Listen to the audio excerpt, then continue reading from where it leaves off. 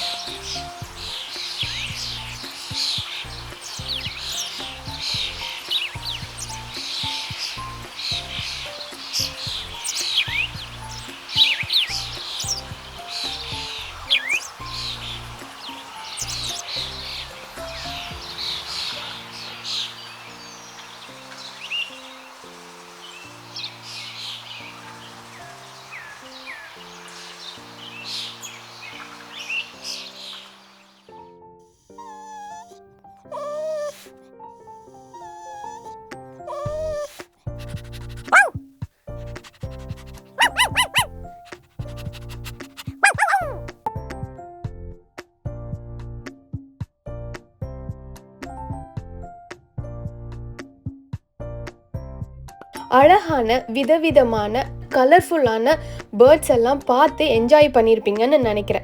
இப்போ அடுத்ததாக நம்ம போக போகிறது தான் நான் சொன்ன அந்த 7D தியேட்டர். ஸோ இதுக்கு வந்துட்டு ப்ரைஸ் பார்த்தீங்கன்னா டிக்கெட் ப்ரைஸ் 75 ருபீஸ் போட்டிருந்தாங்க. ஸோ அதுக்கும் கண்டிப்பாக ஒர்த்தாக தான் இருந்தது. ரொம்பவே பயங்கர த்ரில்லிங்காக அட்வென்ச்சராக இருந்தது அந்த தியேட்டர். ஸோ நீங்கள் உள்ளே போனதுமே உங்களுக்கு ஒரு கிளாஸ் கொடுப்பாங்க. அந்த கிளாஸை நீங்கள் போட்டுட்டு சீட் பெல்ட்லாம் போட்டுக்கிட்டு செட்டில் ஆகி உக்காந்தீங்க அப்படின்னா நீங்கள் அதாவது நீங்கள் ஒரு இடத்துலேயே உட்காரவே வேண்டாம். ஸோ பயங்கரமாக நீங்கள் எக்ஸ்பீரியன்ஸ் இருக்கும்.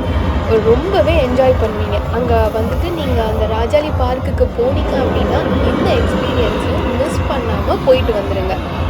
இப்போ எல்லாத்தையுமே பார்த்து என்ஜாய் பண்ணியாச்சு. இப்போ அடுத்ததாக ரொம்ப முக்கியமான ஒரு வேலை இருக்குது, சாப்பிட்றது தான். ஸோ எந்த வேலை எப்படி இருந்தாலும் நம்ம ஃபைனலாக எண்டிங்கில் நல்லாவே சாப்பிட்டுட்டு தான் அந்த டேவை ஃபினிஷ் பண்ணணும்.